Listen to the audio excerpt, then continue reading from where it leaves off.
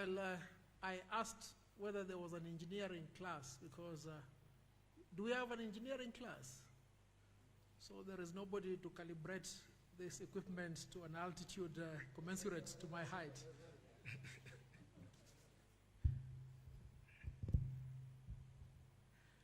Thank you.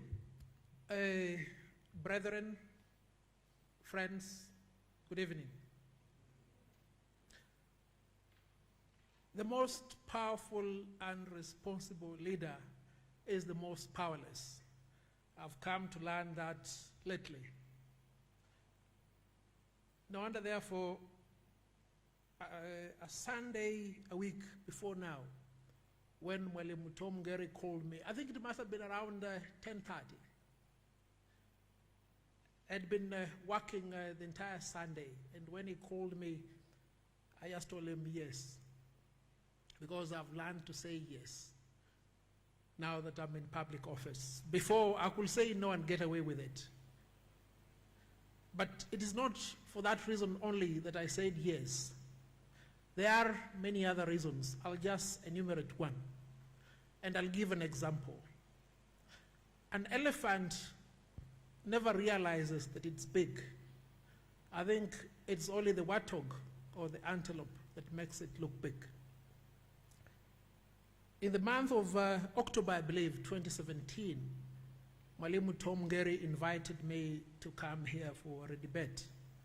I don't know why he chose that I come to participate in that debate, because I considered myself least qualified for that enormous enterprise. But you see, you never realize the potential in yourself. The potential in you can only be realized by somebody else. It is with that background that I stand here today, most honored. And I say most honored because this is the third graduation that I've attended in my lifetime. Not that I'm graduating today. The first graduation I attended was in Moi University in the year 1998. It was my sister's graduation, the bachelor's degree in education. And it was important for me to attend because I remember throughout her studies at the University of Moi, I had sold 2 of my cows to enable her attend university. The other reason why I had to attend was because during those days, graduations were presided over by the President of the Republic of Kenya. And you know, it was Professor Daniel Arap Moi presiding. The second graduation I attended was my own graduation. That was in 2001. It must have been on the 7th of October. Again, Professor Daniel Arap Moi was the one presiding. And this is what he used to tell us. I hereby give you the power to read. Dean of Students, you may need to change your name, because when they say DOS, I was wondering who has taken my title, because the acronym DOS has hitherto been known to mean the Duke of Soisha, and that can only be me.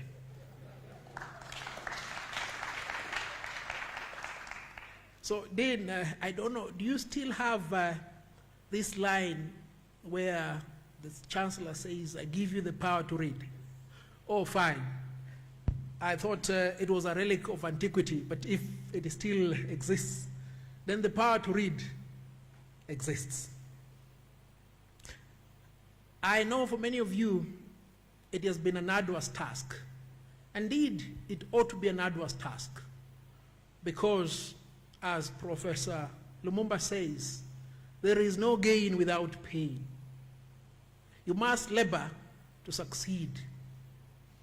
And today, permit me to thank the Catholic Church most sincerely, because being a controversial character like myself does not endear you to many platforms. I can tell you without any fear of contradiction, there are those if I happen to be in a gathering, they'll ensure that no speaker speaks just to ensure that Nelson Havi does not speak. Not so long ago, in a very solemn gathering, they made it difficult for the Prime Minister to speak. They make it difficult for the former president to speak. They made it impossible for the Chief Justice to speak just because they didn't want Harvey to speak. But I do not think I'm that cantankerous. When the occasion demands, I can be presidential and behave like Professor Daniel Arap Moi. Sinamnayo. The Catholic Church has contributed enormously towards education. Many of you here who may not have studied history will not know that for almost 1,600 years, the Catholic Church has been behind the greatest institutions of learning. And for those of us who studied law, we'll always associate ourselves with Saint Thomas Aquinas. Do you know Saint Thomas Aquinas? Lois uko wapi? Do you know Saint Thomas Aquinas? What is associated with Saint Thomas Aquinas? Natural justice, due process, notice and the right to be heard. No wonder, therefore, your motto is rightfully crafted thus: consecrate them in the truth. What be toxic? I know toxic cannot pronounce the word consecrate. He'll end up pronouncing it concentrate.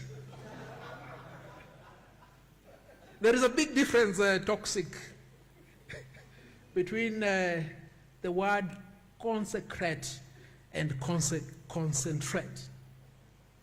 You know, in titration, you lower the concentration of a solution. But when you consecrate, you make sacred and holy. Dean of Student, now that I've enumerated to you the fundamental role played by the Catholic Church towards education, I want, in addition to that consecration, you say you consecrate them in the truth and enlighten them in knowledge. Because when you're given the power to read, you become knowledgeable.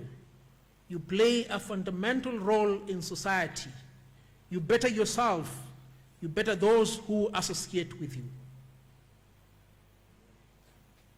I don't know what you propose to become from the time that you will graduate. You may be a lawyer like myself, gain a lot of distinction, become very unpopular. You may be a teacher with meticulous precision, like my good friend Tom Gary. He thrives in German precision. I also thrive in German precision, although I'm English by birth. Toxic. Well, whilst we're at it, Tom, you forgot to mention one thing. In your midst is the King of Maragoli. May I bring you greetings from my kingdom, as well as greetings from the Queen of England, who is my peer. So as you exercise the power to read, you must realize your optimum potential. Because graduation is a hallmark. I don't know how many of you went through what I went through. Perhaps the dean and father and Tom went through this. We wrote in pencil from class 1 to class 3. From class 4 to class 8, we wrote in ink. There used to be that famous ink pen. It was short in size. Yes, the fountain pen with the head of a cat. Oh, sorry. I'm preaching to those who belong to another religion. Well, Surprisingly, when we joined high school, we were required to write in biro pen. And henceforth, we will write in biro pen. I've always written in fountain pen. Consider university education at that stage in which you are allowed to make mistakes, where you will write in pencil with an eraser by your side, because you are not leaving any indelible mark. But henceforth, as you get into the employment market, you will have to leave an indelible mark. You will be writing in fountain pen. There will be no room for mistake. Hyper, I can see you're very thoughtful. Let me make one declaration before I proceed. I hereby dissolve that band of yours called Kanungo Eteko Jazz Band. And I must dissolve that band because the band was not well endowed for a song of that kind. It was also not gender balanced. I didn't see any Kanungo in the dance. Mwalimu Tom told you of an incident not so long ago when they were recruiting. You will ask yourself, why is so smart? Much as we don't have the Faculty of Science here, I think all of you know that light travels faster than sound. True or not true? You are seen before you are heard. So your outlook, the manner in which you carry yourself, matters a lot. And you don't need to be one who has been brought up in opulence for you to make a lasting impression. You can don designer, you can wear designer, irrespective of your background.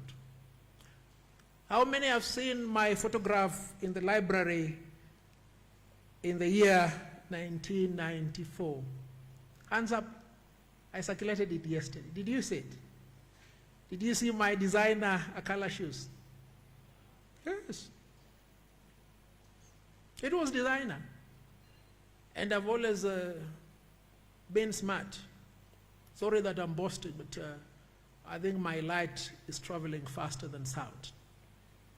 So when you get into the job market, be presentable. Be a master of what you are seeking employment on. And it doesn't matter what form of employment it will be. If you are a lawyer, if you are a teacher, if you are a nurse, well, and if you fail to be a nurse, you can become a butcher and operate a butchery. If you are a plant engineer, and if you fail to become a plant engineer, you can still be a hot water engineer. Who knows who a hot water engineer is?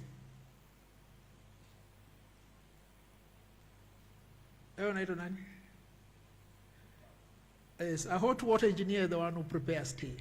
You can excel in whatever field you find yourself in. I'm here to encourage you because I've journeyed the same journey that you've journeyed up to now. But the journey that will determine who you will be when you turn 44, when you turn 50, or when you turn 60 begins now. And it is incumbent upon me on behalf of those who came before you to provide light so that as you journey, you have direction, you prosper.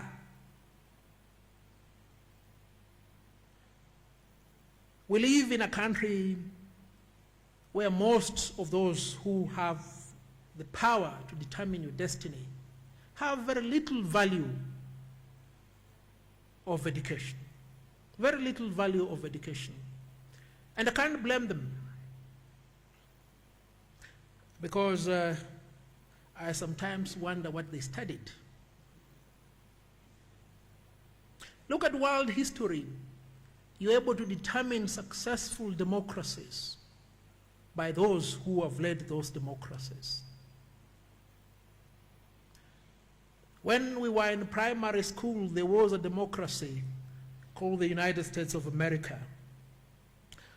There was also another republic called the USSR, the biggest country that has ever been in the world map. Look at the foundation of the Soviet Union.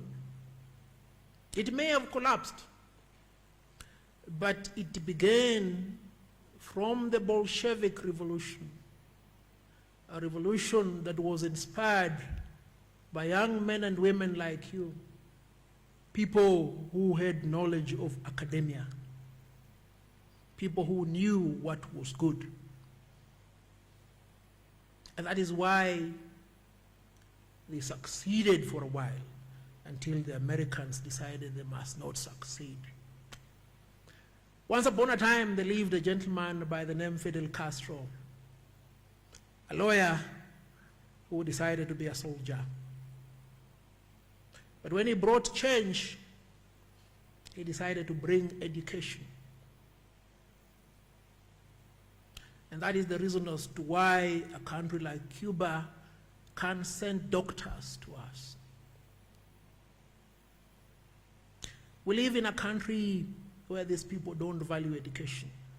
You may despair, thinking that coming out of this prestigious university may be of no value to you. But it is of great value. I always reminded myself, whenever we'll be sent home for periods of almost 6 months after a strike. Have you guys ever gone home after a strike? You're privileged.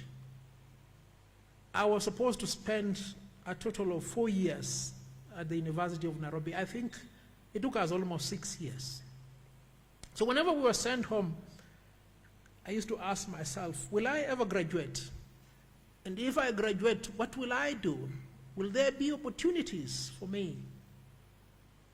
I always said, if I don't succeed to get employed as a lawyer, then I'll just come back to my village in Likuyani and be a chief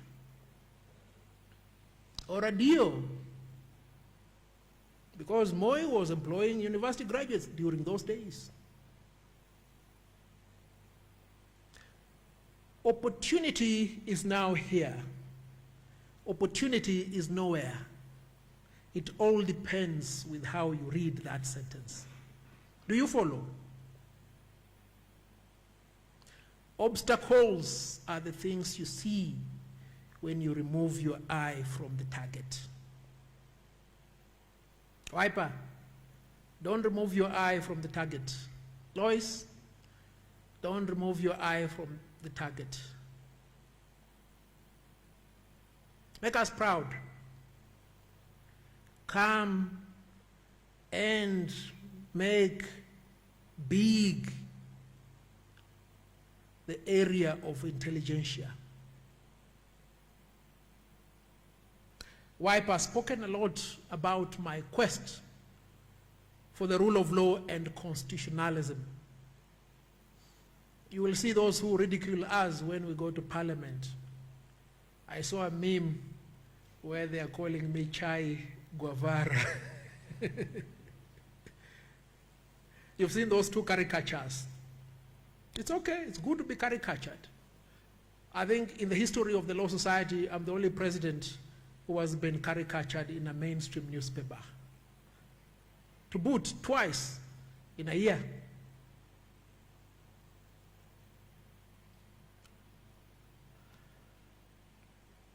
I want you to be impactful in the society. Those of us who have the benefit of earlier arrival will make it easier for you. But it won't be easy unless you also play your role. During our time at the university, we played a fundamental duty of oversighting the government. Remember, then we didn't have a transformative constitution as you do. And let me make it clear, I'm not inciting you. I was not a student leader. I read books. I bid my time. When we say that we want parliament dissolved, it's not because we want to benefit. It's because we want the rule of law to prevail in this country.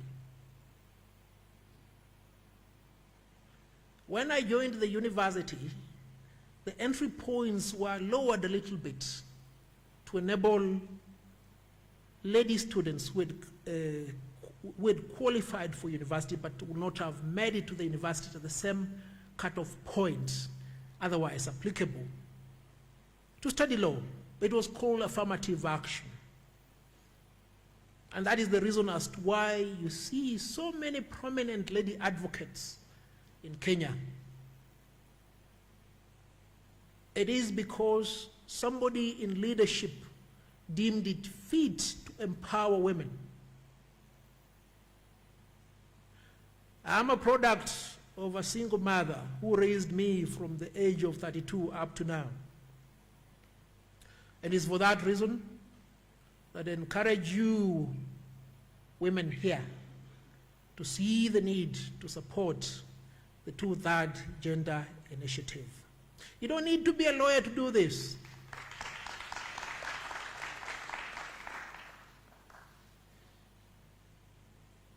Anybody can do this. In fact, there are many people who have made a mark in Kenya who for a long time I thought were lawyers. I remember when I enrolled for masters, I met Honorable Farah Maalim, and I asked him, when were you admitted?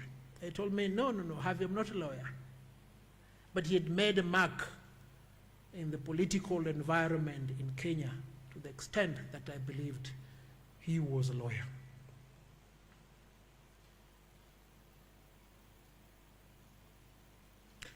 Learning does not end upon graduation. You are encouraged to continue learning. Enroll for masters. Stop at a PhD and wait to be conferred the title of professor, as the Dean of Students told you.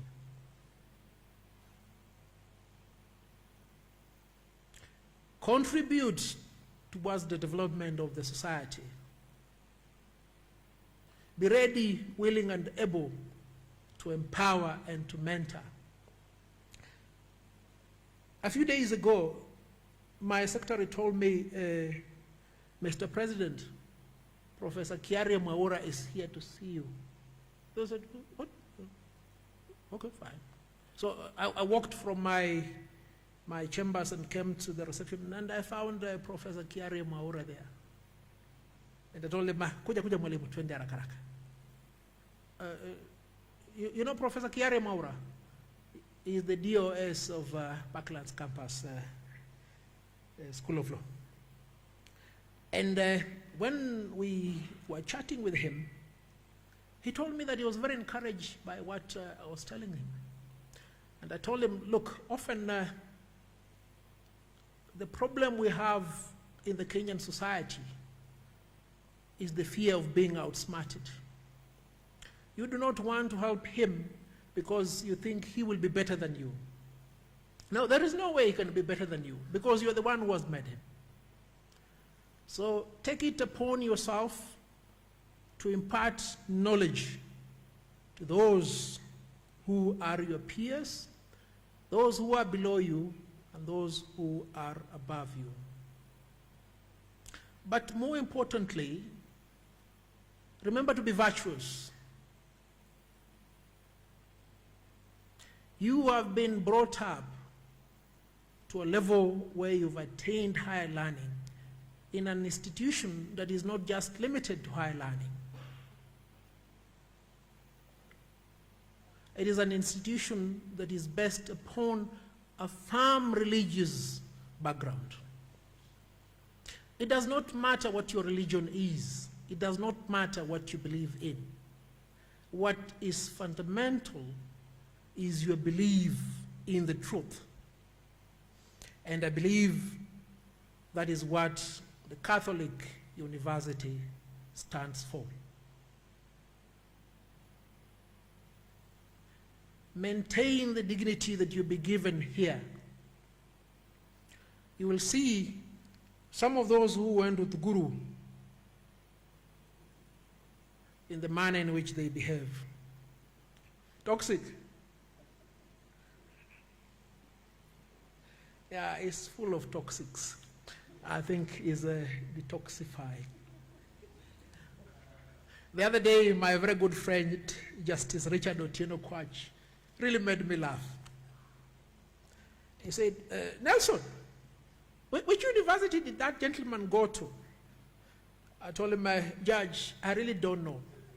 He said, perhaps he went to one of those universities atop a tuck shop on Ludhuli Avenue. I think that is what toxic refers to as the Guru. You are distinguished people. You are learned.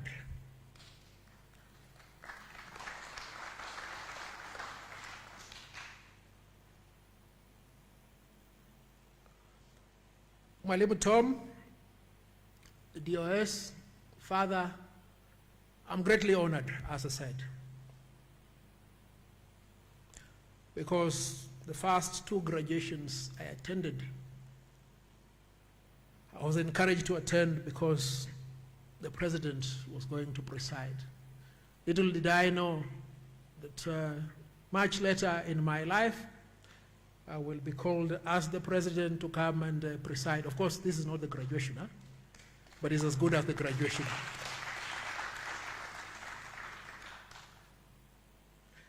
May I encourage you to prosper. May I give you the comfort that opportunity is now here.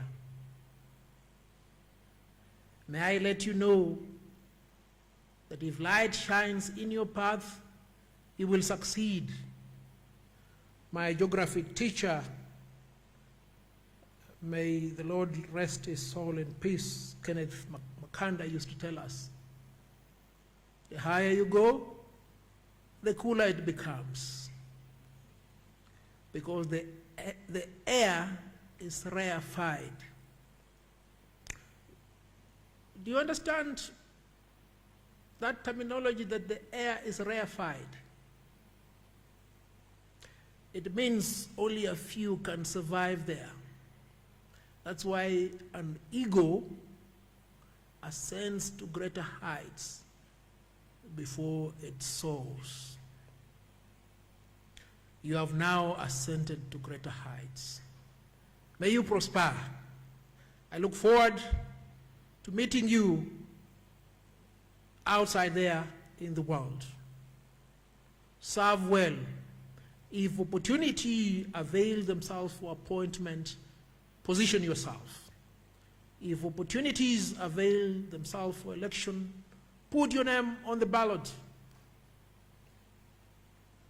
They will tell you you are too young to serve. Do you know at what age Kalonzo Musyoka became a minister? Hands up. Sorry, I'm not asking anybody who was born in 2004. I think he became a minister at the age of 28. Do you know at what age Musalia Mudavadi became a minister? At what age did Barack Obama become the president of the United States? I think most of you are alive then. Anybody? Lois?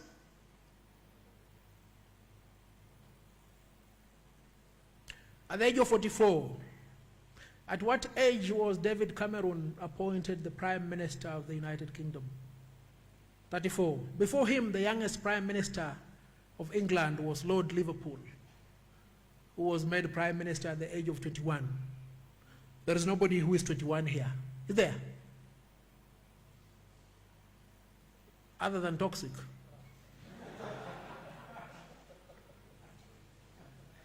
Mubarikiwe sana.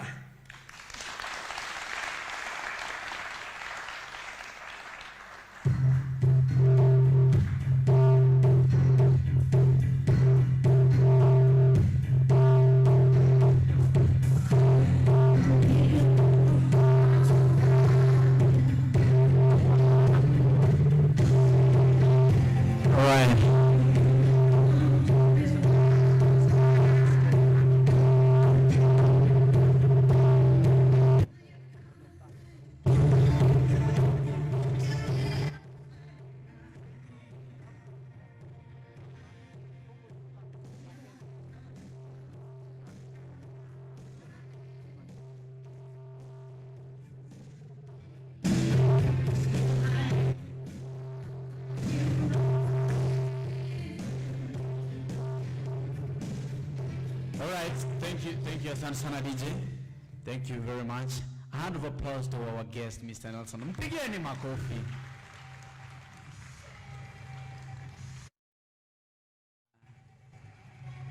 Mr. Nelson Havi, hapo kwa age yangu, hatutamalizia hapa. Tupatane Twitter bro. Hapa kuna kizungu. Nina Google na copy paste tu, tunafuatana hapo tu. Ukiweka kizungu yako, mimi naleta watu wangu 6 wa base. Tuna copy paste kizungu. Unajua the good thing with Twitter, usiona kitu ikiwa mzuri, mtu akiposta seme, I really love mangoes.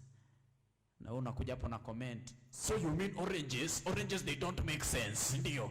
Yeah, mwingine anakuja, so you don't love grapes. Ndio. You don't even make sense. Well, make sense. That is Twitter for us. So ladies and gentlemen, kidogo